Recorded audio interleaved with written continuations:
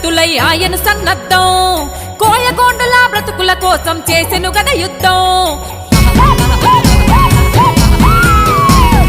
పన్నుగట్టుమని ప్రతాపరుద్రుడు హుకుం జారీ చేస్తే